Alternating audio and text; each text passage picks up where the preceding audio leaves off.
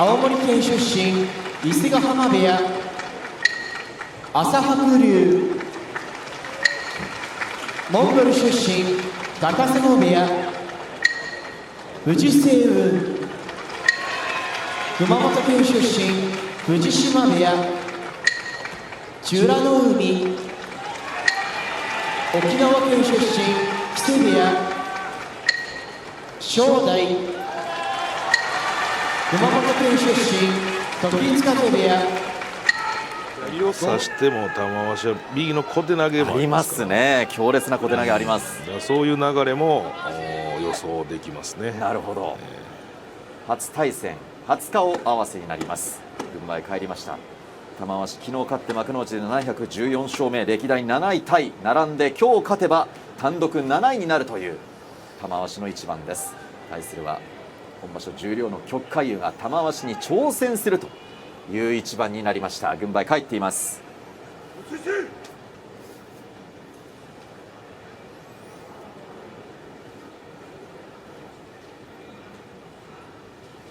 頭でいった、うまくいなしました。旭海優中に入りました。寄り切り旭海優の勝ち。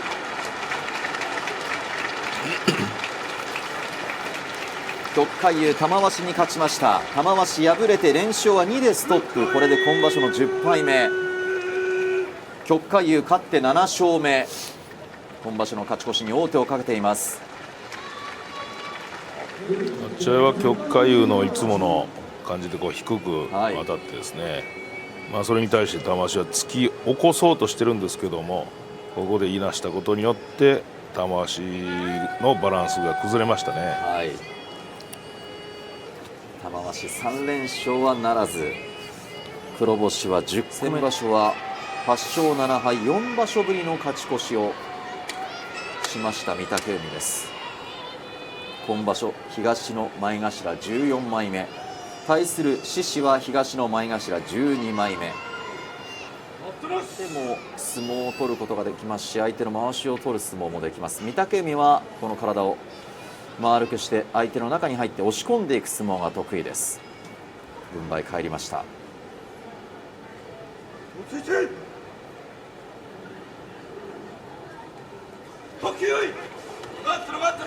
っ張っていこう、押し込んでいこうと御嶽海、少しはたきました獅司です。下からあてがって御嶽海、左が覗きました。しかし前に出ていくのは獅司、再び引いた、落ちません。御嶽海もろ差し寄り切りました。御嶽海の勝ち。御嶽海勝って7勝目、勝ち越しの王手です。獅司は今場所の9敗目ということになりました。御嶽海が親方我慢しましたか？そうですね。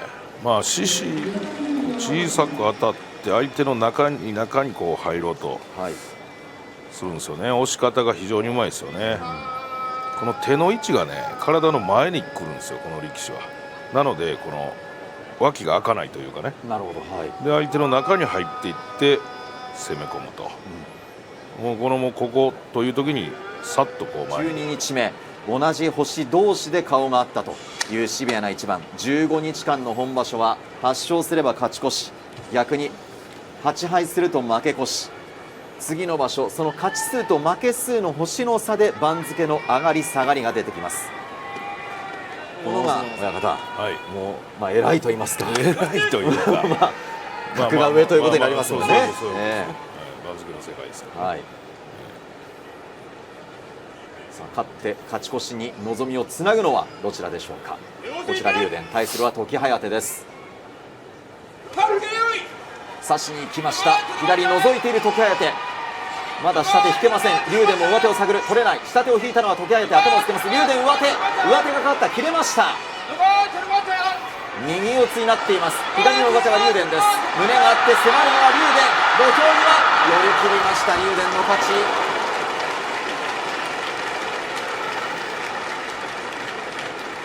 最後は胸があって体の大きな竜電が時疾風より、時疾風の動きがちょっとこう動きが止まったというかね。これ分校側竜電下手引いてたわけですね。そうなんですよ。でこれで右を絞りながら前に出て常にこう圧力をかけてますよね。で逆に、時疾は、時疾も下手を取ってたんですけども、前に出ながらこの上手を取りに行ったことによってね、竜電が最後はこう両上手でしたけども、はい、あそこまで来ると時疾もね、あの体勢ではちょっと残れないですよね。セオリーではやはり親方、はい親方おっしゃった通り、その上手の攻防というのは一つポイントになる。しぶとい力士はいたと思うんですけども、裏はもう今小さくもないですからね。そうですね、上背は、176センチなんですが体重はね、しっかりありますし、この前に出る力もあるんで、残るだけじゃなくてね、こういったこう相手に藤亮がどう取るかですね。藤亮賀は拓殖大学出身、対する宇良も大学出身、関西の大学を卒業してこの大相撲の世界に入っています。さあ3敗対決です。軍配帰りました。初対戦、正面からいった、中に入りました。宇良、右を覗いて前に出ていく、すくい投げ、一戦決めました。宇良の勝ち。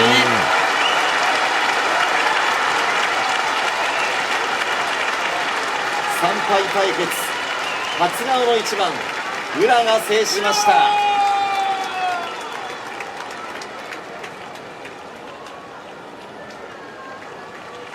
親方、宇良が立ち合いも低い正面から当たっていって、いやー素晴らしい相撲でしたね。真っ向勝負、しっかり低く当たって、この藤亮賀の出足以上の、当たっていきますから、当然ね。でこれは先ほどの宇良と藤亮賀の一番です。親方が真っ向勝負で当たって中に入って、いやー素晴らしいですね。低く当たって、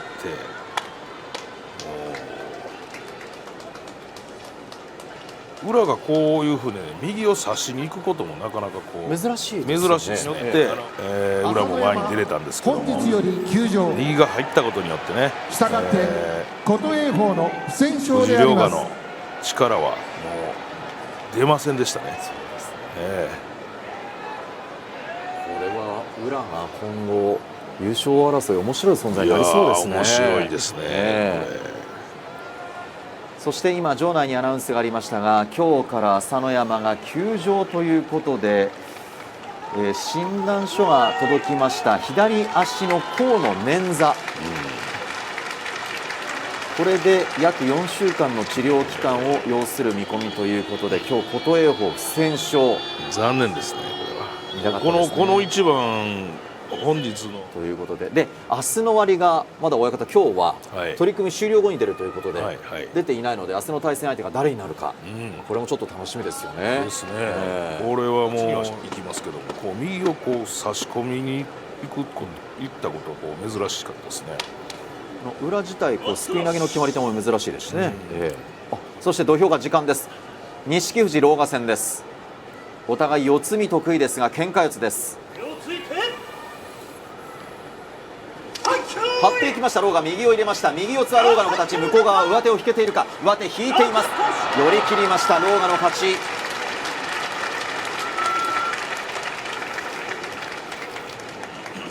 狼雅が錦富士得意の左四つにさせませんでした。自身の右四つにすぐ組んで寄り切って勝負を決めました。狼雅が勝って7勝目、勝ち越しに王手、錦富士差しという選択でした。張り差しによって錦富士の得意であるこの左四つになれなかったですね。ずらされたんですよね。狼雅と顔は本来は右に向きたいわけですよ。相手の右に置きたいわけですよ、左四つなんでね。それを逆にこう取れるかという、それをこうその手をこう引っ掛けられたりすると、若乃勝もこう横を向いてしまったりね、バランスを崩してしまうので、ただ押すだけじゃないので、若乃勝は、突っ張りなので、それが、しますね。だからそれ以上に前に出ていけばいいんですけども、若乃勝がそうですね、いや欧勝馬がね、そうはいかないと思うんですよね。初顔、初対戦です。若乃勝勝てば新入幕、勝ち越しに王手。もろ手でいきました。飛ばしていったのが欧勝馬です。再びついていく、下から若野翔、張っていきました欧勝馬、左からのいなしもある、前で若野翔、右からのいなし、体が流れました。欧勝馬の勝ち。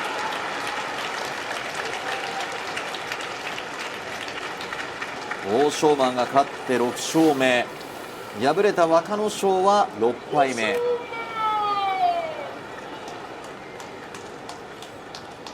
この後リプレイが出ると思いますが、親方から立ち合いから伺いたいと思う。このですから前後だけの動きじゃないんですよね、欧勝馬は。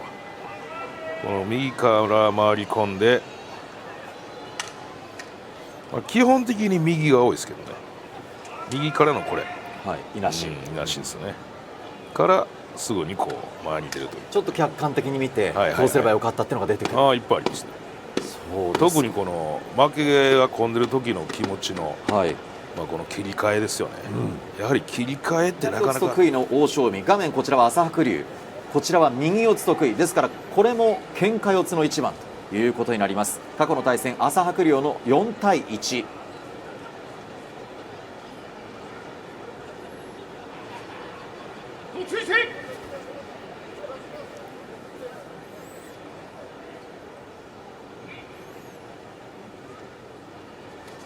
張っていきました。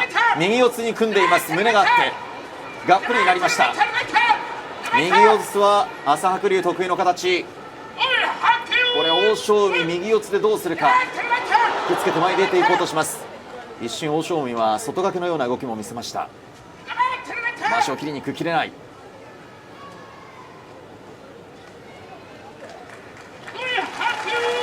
土俵中央、胸が合います。右四つです。釣って前に出るのは欧勝海、外掛けもう一度、土俵際残す朝白龍、戻しました。どこかで巻き替えがあるかどうか。今度は朝白龍、引きつけて前に出ていく、体を返しながら寄り切りました。朝白龍の勝ち。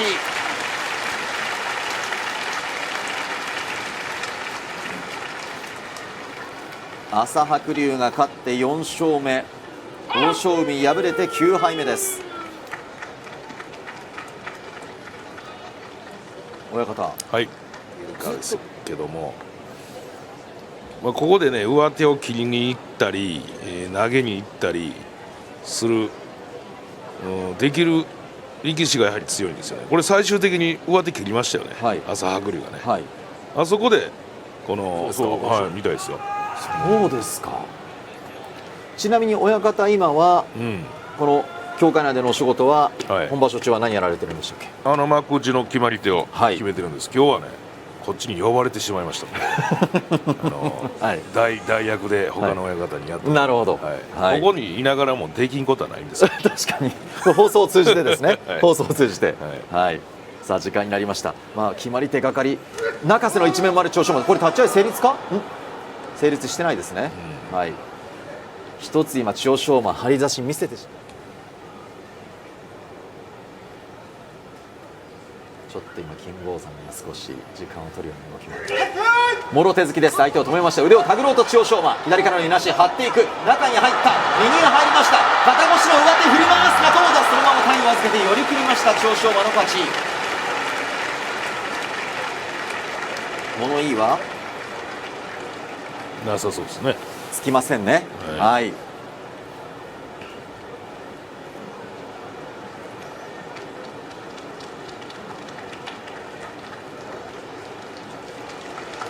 軍配通り千代翔馬の勝ちです。物言いはつきませんでした。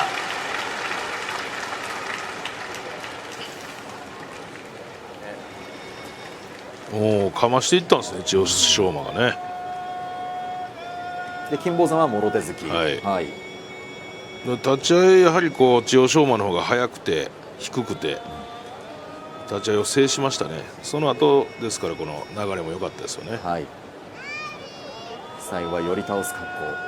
正代が大関経験者、大関を連日撃破して、ちょっと場所を面白くしてくれました。懸賞金すごいね。そうですね。この間豪の山もね、結び連チャンで勝ちましたね。すごいですよね、懸賞金という問題ですけども。はい、また後ほどそういったお話も伺いたいと思います。はい、はい、正代対するは阿炎です。お互い優勝経験もありますし、そうですね、正代は大関経験者でもあります。四つ相撲の正代と押し相撲の阿炎です。これ24度目の対戦、過去の対戦正代の12対11拮抗しています。もろ手突きの阿炎、右の喉輪下からあてがって正代、突き放したい阿炎、正代こらえる、土俵際、正代が決めました。正代の勝ち。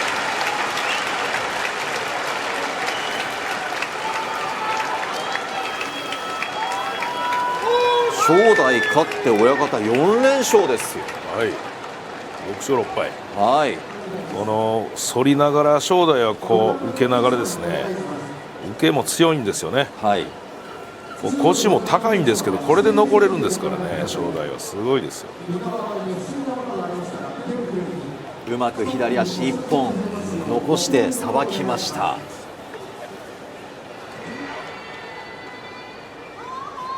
これが5度目の対戦です。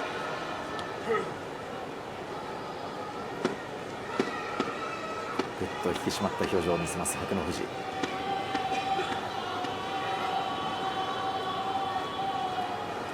12日目幕内後半戦に入っています。さあ優勝戦線、伯乃富士は残ることができるか。王鵬勝って12日目星を五分に戻すことができるか。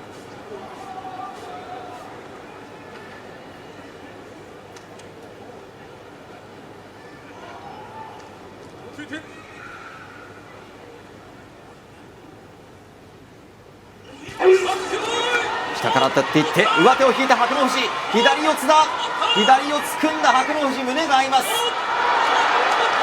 少し持ち上げて王鵬を抱えながら前に出ていきます。土俵際残す伯乃富士、上手投げ、王鵬の勝ち。伯乃富士敗れました。大丈夫でしょうか。すぐ立ち上がることができません。怪我していた左足。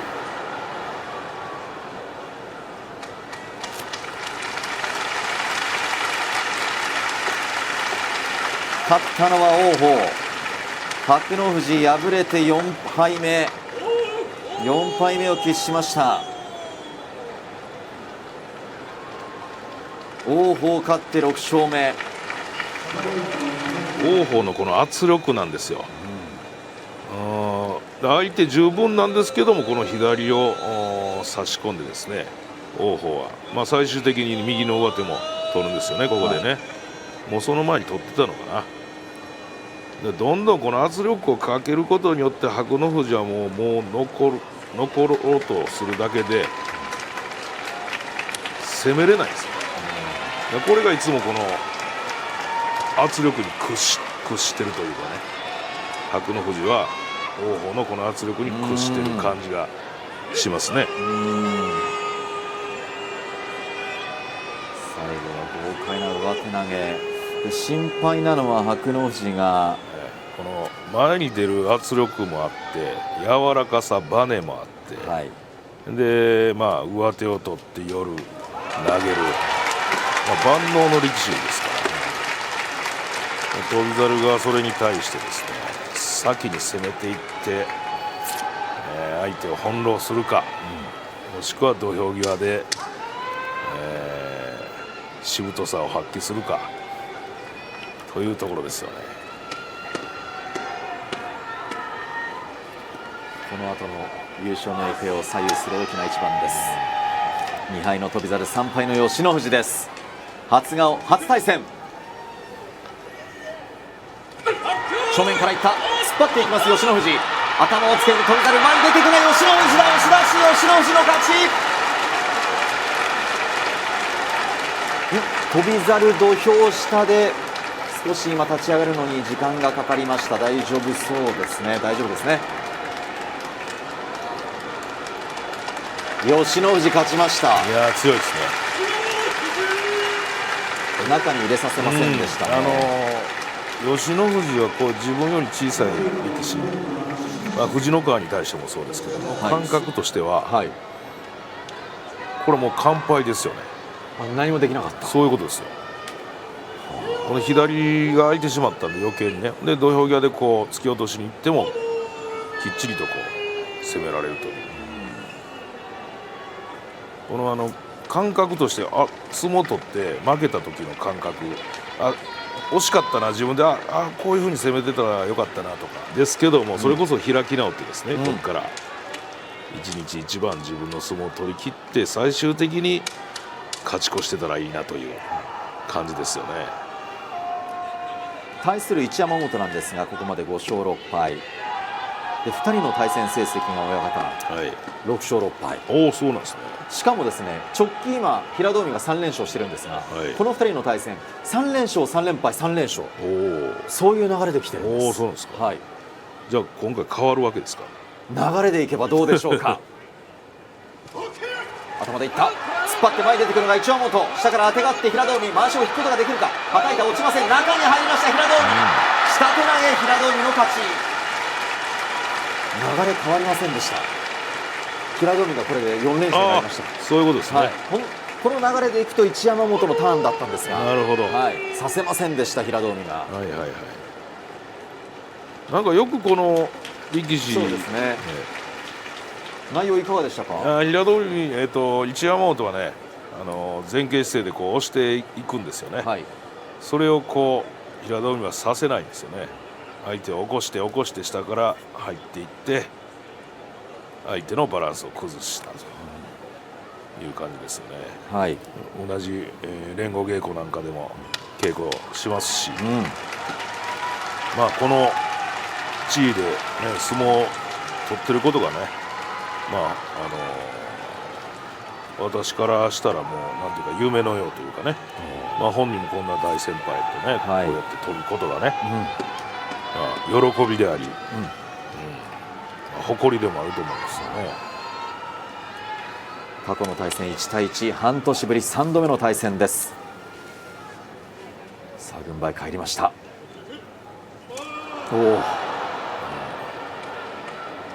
緩んでしまったんでね、今日はしっかり当たっていくイメージあるんじゃないですか。立ち合い成立、張っていった大栄翔です。一気に前に出ていく、内の川の勝ち、ほぼ電車道でした。でしたね。開始の相撲でしたね。何点？いやもう120点満点じゃないですか。今日はもうそれこそ昨日の立ち合いの反省いきました。これ立ち合い不成もう立でした。相手のね、もう手をつくタイミング、もう分かってるから、それよりも一瞬早くね、出たいんですよ。やはり体小さいですから。で大栄翔が珍しく右でちょっと張っていきましたね。そうでしたか、今の。そこから馬力で言えば隆の勝ですよね。なので若元春はその馬力を食い止めないといけませんから、なんとしてもこの左、立ち合いを追っつけながら左をね差し込むという若元春の対戦は隆の勝の6対5を拮抗しています。先場所は若元春が勝っています。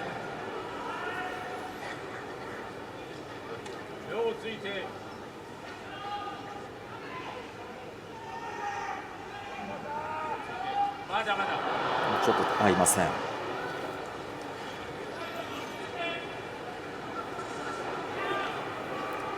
両力士が両拳を下ろして呼吸を合わせて立たなければいけません、この大相撲です。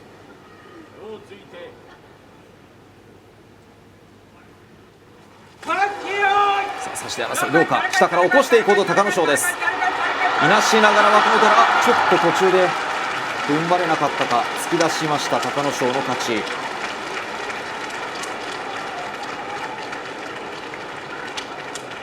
若元春は白いものはないんですが、親方、ちょっとコンディション良くないんですね。どうなんですかね、ちょっと軽いですね、相撲がね。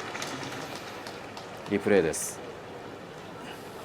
これ若元春はなかなか左させませんでした。左からこう当てがってね、もうちょっとこう本来なら粘りもあるんですけども、大いに勝っても、この幕内のこの自分より番付下とかね、近くにいる平幕力士も強いんで、そうなんですよね。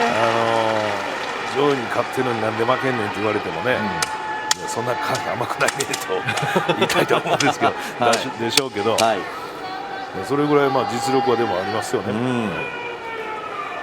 豪ノ山敗れた相手が2日目の王鵬、そして7日目の吉野、そして9日目琴勝峰、昨日11日目霧島、これで3敗です。さあ優勝戦線、生き残りをかけた一番と申し上げていいでしょう。若隆景に豪ノ山、5度目の対戦です。これまでは若隆景の4対0。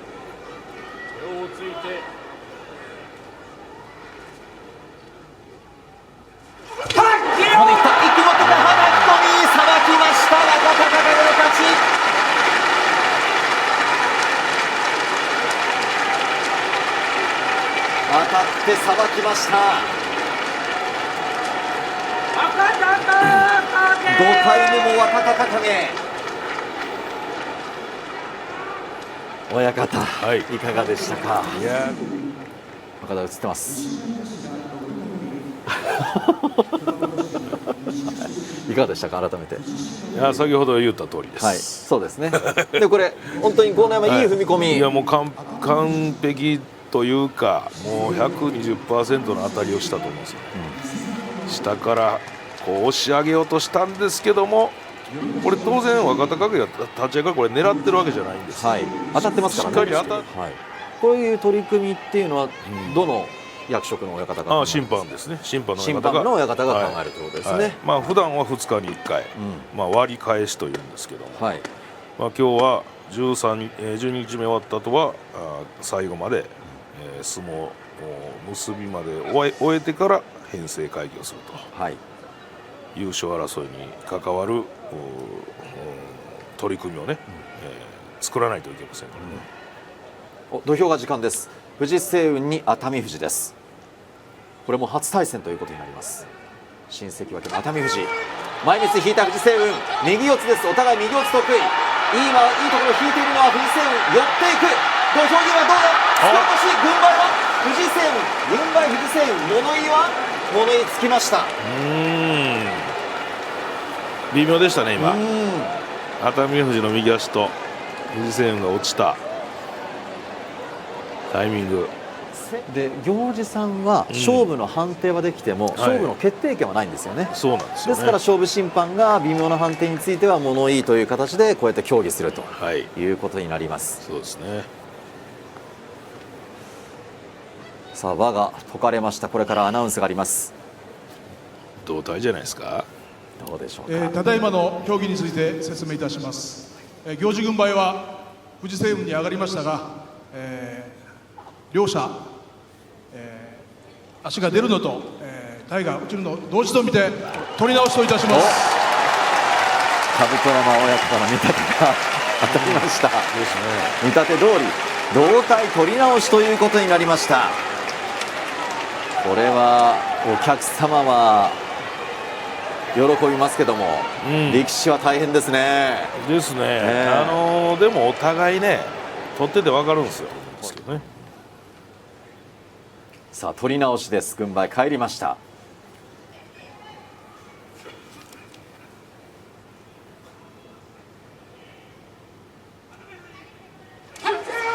左の前に早かった。前に出ていくのは熱海富士、寄り切りました。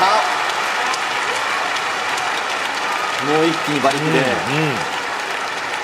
もう気持ちは決まってましたね。これね、さっきの相撲内容が悪かったんで、はい、前に出てなかったなと。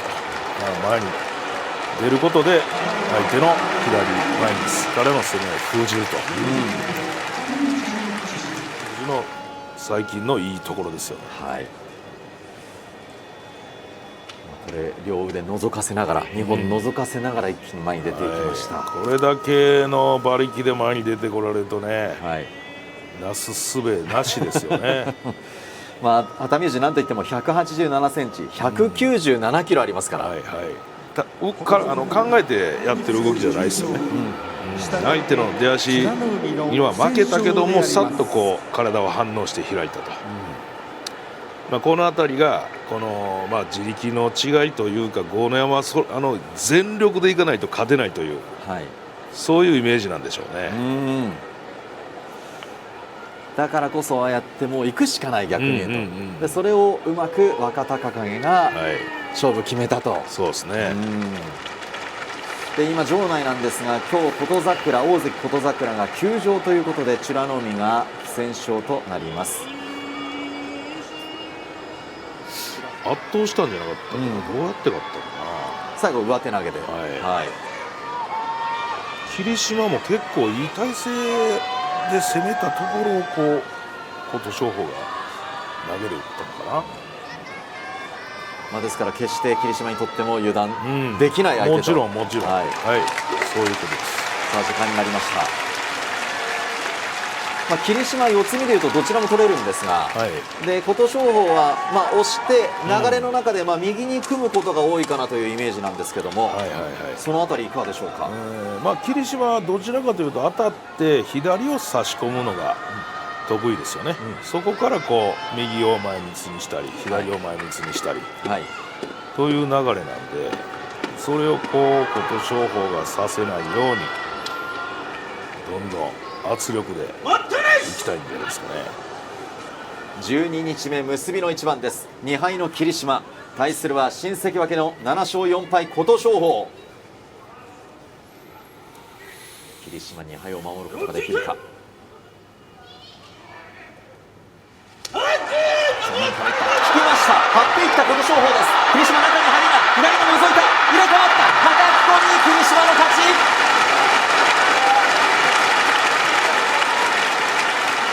霧島勝ちました。10勝目、2敗守りました。落ち着いてましたね、立ち合いしっかり踏み込んで、琴勝峰もそれ以上の突き放し、押し、攻めようとしたんですけども、それに琴勝峰も頭から当たって攻めようとしてるんですけどね、ここでやはり左が覗いたことによってすくい投げからの叩き込み、こうやって見ると余裕ありましたね、霧島ね。そうですか、こうやってスローで見るとね、別に慌ててもないし、焦ってもないし、ここでおっと思いましたけども、全然余裕ありますよ。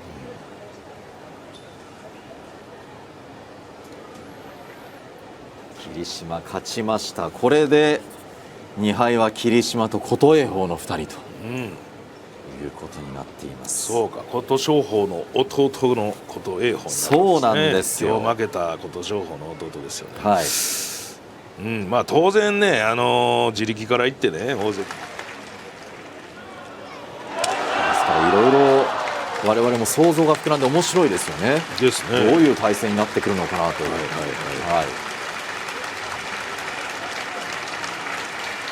ことで弓取式琴翼ご覧いただきました。それではこの後は兜山親方が選ぶ今日の一番振り返ってまいりたいと思います。